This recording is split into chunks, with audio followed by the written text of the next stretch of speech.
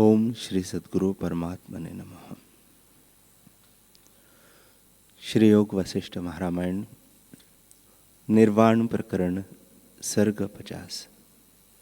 श्री वशिष्ठ जी बोले, हे रामचंद्र जी, वास्तव में इंद्र आदि गण कुछ उपजे नहीं है। आदि ब्रह्मा की उत्पत्ति मैंने तुमसे कही और तुमने सुनी है। जैसे आदि जीव पुर्यष्ट का रूप ब्रह्मा उपजे है, वैसे ही और भी सब उपजे है। हे रामचंद्र जी, जीव पुर्यष्टका में स्थित होकर जैसी जैसी भावना करता गया, वैसा ही वैसा भासित होने लगा और फिर उसी की सत्ता पाकर अपने अपने विषयों को ग्रहण करने लगता है। वास्तव में इंद्रिया भी कुछ वस्तु नहीं, सब आत्मा के आभास से चेतती है। इंद्रिया और इंद्रियों के विषय संवेदन से उपजे हैं। ये जैसे उपजे है सो तुमसे कह चुके हैं। हे रामचंद्र जी, शुद्ध संवित सत्ता मात्र से जो अहम का उन्मेष हुआ, वही संवेदन है। वही संवेदन जीव रूप पुर्यष्टका भाव को प्राप्त होकर बुद्धि, मन और पंच तन्मात्रा को उपजाकर आप ही उनमें प्रवेश कर स्थित हुआ है। उसी को पुर्यष्टका कहते हैं। परंतु यह पुर्यष्टका भी स्पंदन में उपजी है, आत्मा से कुछ नहीं उपजा। वह आत्मा न एक है न अनेक। परमात्म तत्व अस्ति अनामय है और उसमें संवेदन भी अनन्य रूप है। हे रामचंद्र जी, उसमें न कोई द्वैत कलना है और न कुछ मन शक्ति है, केवल शांत सत्ता है। उसी को परमात्मा कहते हैं। वह मन सहित क्षण इंद्रियों से अतीत, अचैत्य यानी चित्त से रहित और चिन्मात्र है। उससे जीव उत्पन्न हुआ है। यह भी मैं उपदेश के निमित्त कहता हूं। वास्तव में कुछ उपजा नहीं, केवल भ्रम मात्र है। जहां जीव उपजा है, वहां उसको अहम भाव रूप विपर्य हुआ है। यही अविद्या है जो उपदेश से लय हो जाती है। जैसे निर्मली से जल की मलिनता दूर हो जाती है, वैसे ही गुरु और शास्त्र के उपदेश से जब अविद्या मिट जाती है, तब भ्रम रूप आकार शांत हो जाते हैं और ज्ञान रूप आत्मा शेष रहता है, जो आकाश से भी सूक्ष्म है। जैसे परमाणु के मुकाबले में सुमेरु स्थूल होता है, वैसे ही आत्मा के मुकाबले में आकाश स्थूल है। हे रामचंद्र जी, आत्मा के आगे जो स्थूलता भासित होती है, वह भी ब्रह्म मात्र है। जो बड़े बड़े आरंभ दिखते हैं, वे भी असत है।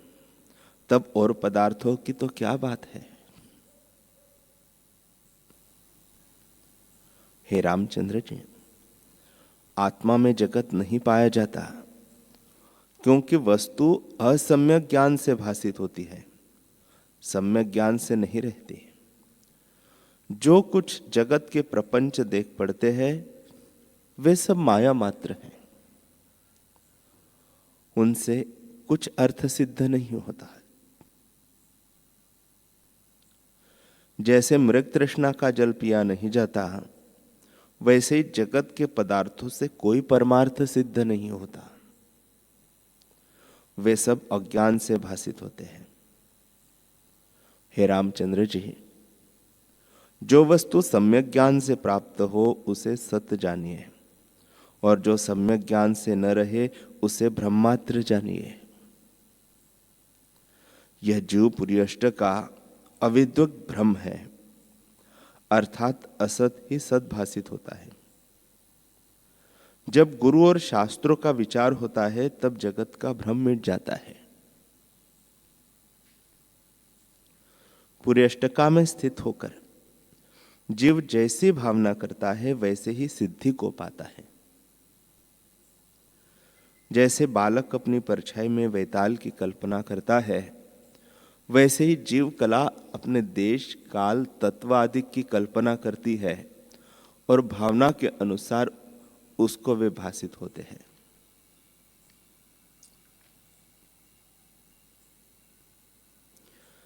जैसे बीज से पत्ते, डाल, फूल, फल आदि का विस्तार होता है, वैसे ही तन्मात्रा से सब प्राणी भीतर बाहर देश काल क्रिया कर्म आदि सब प्रकट हुआ है। आदि जीव चेतकर जैसा संकल्प रखता है वैसा ही भासित होता है। यह संवेदन भी आत्मा से भिन्न नहीं है। जैसे मिर्च में तीक्ष्णता और आकाश से शून्यता अलग नहीं है, वैसे ही आत्मा से संवेदन अलग नहीं है। उस संवेदन ने उपजकर निश्चय जाना है कि यह पदार्थ ऐसे है, यह ऐसे है, इसी से वह वैसे ही स्थित हुए, अन्यथा कभी नहीं होते। आदि जीव ने प्रकट होकर जो निश्चय धारण किया उसी का नाम नीति है। वह स्वरूप से सर्वव्यापी आत्मसत्ता है। आत्मसत्ता ही ये सब रूप रखकर स्थित हुई है। जैसे एक ही उख का रस गुड़ शक्कर आदि के और मृत्तिका घट पट आदि के आकार को रखती है, वैसे ही आत्मसत्ता सर्व ज्ञान को पाती है। जैसे एक ही जल का रस पत्ते डाल फूल फल आदि होकर भासित होता है, वैसे एक ही आत्मसत्ता घट पट और दीवाल आदि के आकार में भासित होती है। हे रामचंद्र जी, आदि जीव ने जैसे निश्चय किया वैसे ही स्थित है, अन्यथा कदापि नहीं होता। परंतु जगत वास्तव में भ्रममात्र है। वास्तव में न बिंब है और न प्रतिबिंब। ये द्वैत में होते हैं और द्वैत कुछ नहीं, केवल चिदानंद ब्रह्म आत्म तत्व अपने आप में स्थित है। देहादिक भी सब चिन्मात्र है। हे रामचंद्र जी, जो कुछ जगत दिखता है सो आत्मा का किंचन रूप है। जैसे रस्सी सर्प रूपी जान पड़ती है, वैसे ही आत्मा जगत रूप देख पड़ता है। जैसे सुवर्ण भूषण के रूप में भासित होता है, वैसे ही आत्मा दृश्य रूप होकर भासित होता है। जैसे सुवर्ण में भूषण वास्तविक नहीं होते, वैसे ही आत्मा में दृश्य वास्तविक नहीं है। जैसे स्वप्न का विषय देश असत है पर सत्सा लगता है, वैसे ही जीव को देह पृथक भासित होती है। हे रामचंद्र जी, आत्मसत्ता ज्यों की त्यों है, परंतु स्फुरित होने से अनेक रूप रखती है। जैसे एक नट अनेक स्वांग भरता है, वैसे ही आत्मसत्ता देह आदि अनेक आकार रखती है। जैसे स्वप्न में एक ही मनुष्य अनेक रूप रखकर चेष्टा करता है, वैसे ही जगत में आत्मसत्ता नाना रूप रखती है। हे रामचंद्र जी, आत्मा नित्य शुद्ध और सबका आत्मरूप है। अपने स्वरूप के प्रमाद से वह अपने जन्म मरण को जानता है, पर वे जन्म मरण असत है। जैसे कोई पुरुष अपने को स्वप्न में श्वान रूप देखे, वैसे ही यह अपने को जन्मता मरता देखता है।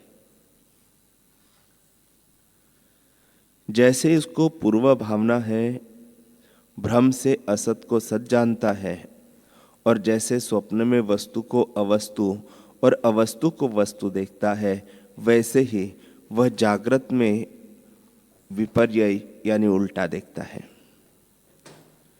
जैसे जागृत के ज्ञान से स्वप्न का भ्रम निवृत्त हो जाता है, वैसे ही आत्म अधिष्ठान के ज्ञान से जगत का भ्रम भी निवृत्त हो जाता है।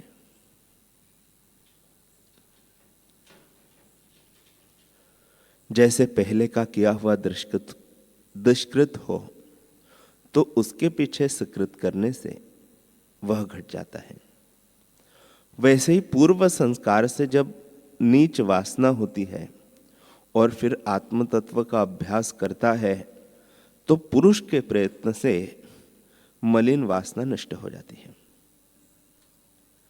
जब तक वासना मलिन होती है तब तक जीव उपजता, मरता और गोते खाता है।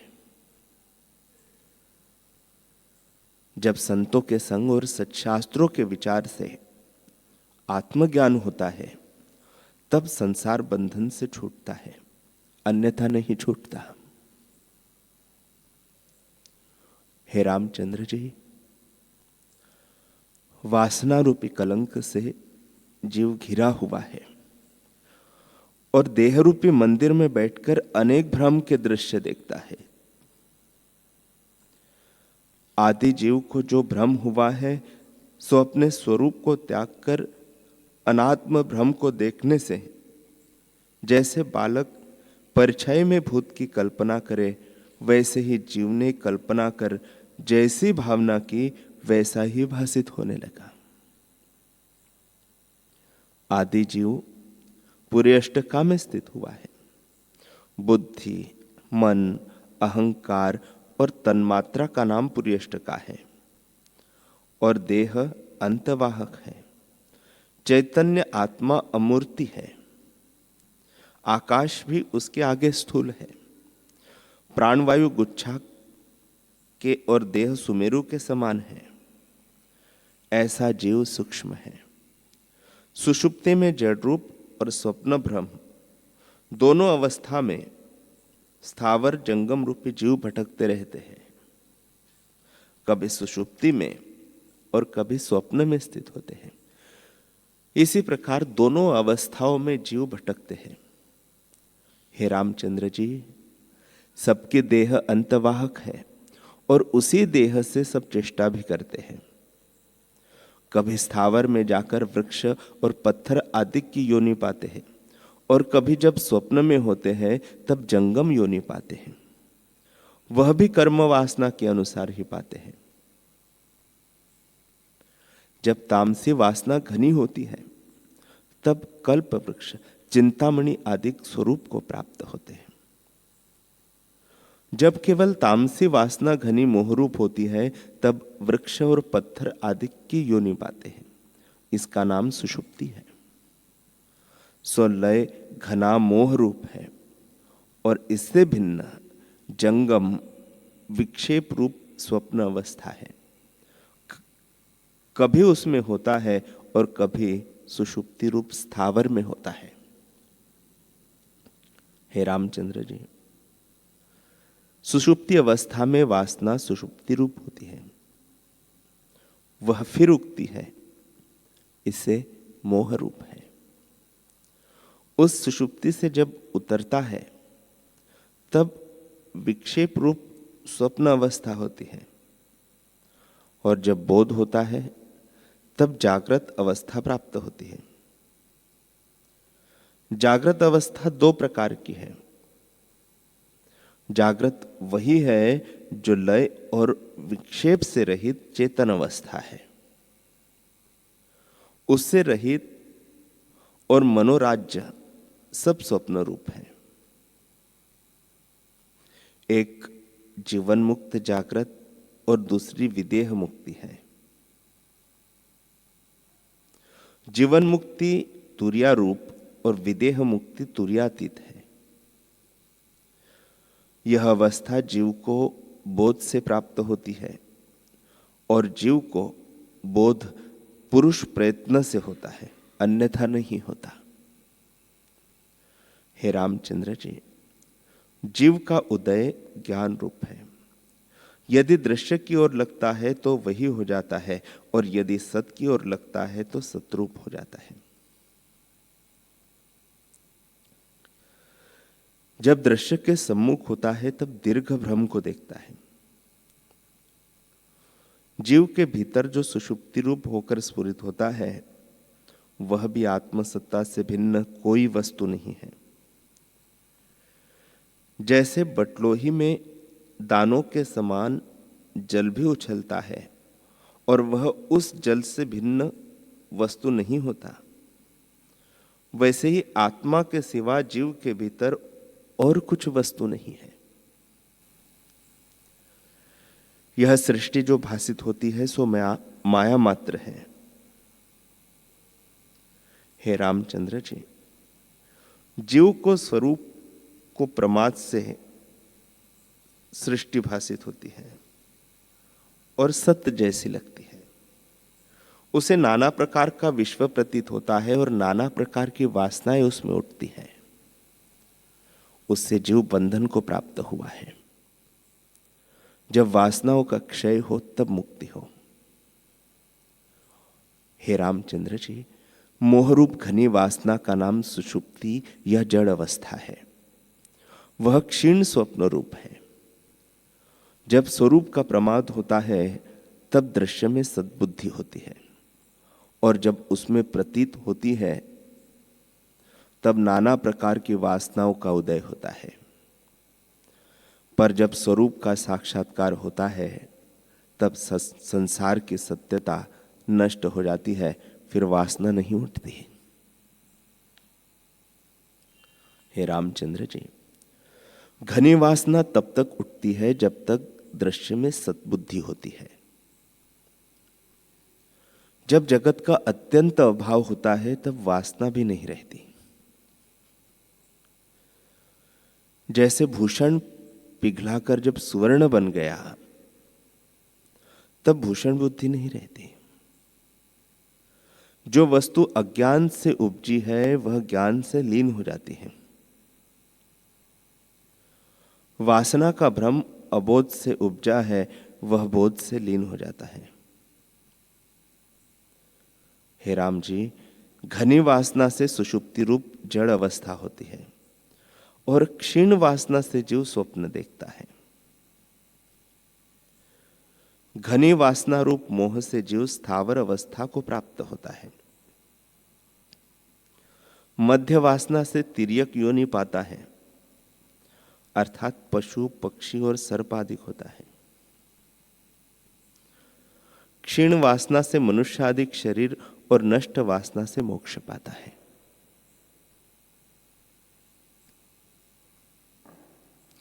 हे रामचंद्र जी, यह सब जगत संकल्प से रचा है। घट पट आदि जो बाहर देखते और ग्रहण करते हो वे ही हृदय में स्थित हो जाते हैं, और जब उनको ग्रहण करते हो तो ग्राह्य ग्राहक का संबंध देखते हो कि यह मैंने ग्रहण किया है और यह मैंने लिया है। जो ज्ञानवान है वह न ग्रहण करता है न ग्रहण करने का अभिमान करता है और ना ही कुछ त्यागने का अभिमान करता है। उसको भीतर बाहर सब चिदाकाश भासित होता है। चैतन्य सत्ता का यह चमत्कार है। तीनों जगत रूप होकर वही प्रकाशती है। रंचक मात्र भी कुछ अन्य नहीं, केवल आत्मसत्ता अपने आप में स्थित है। जैसे समुद्र से तरंग और बुलबुलें उठकर भासित होते हैं, परंतु सब जल ही जल है, जल से भिन्न कुछ नहीं, वैसे ही आत्मा जगत रूप होकर भासित होता है, द्वैत नहीं है।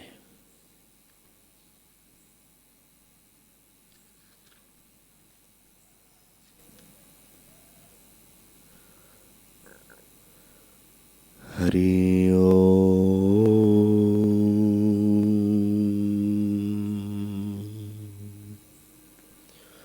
हरि ओम।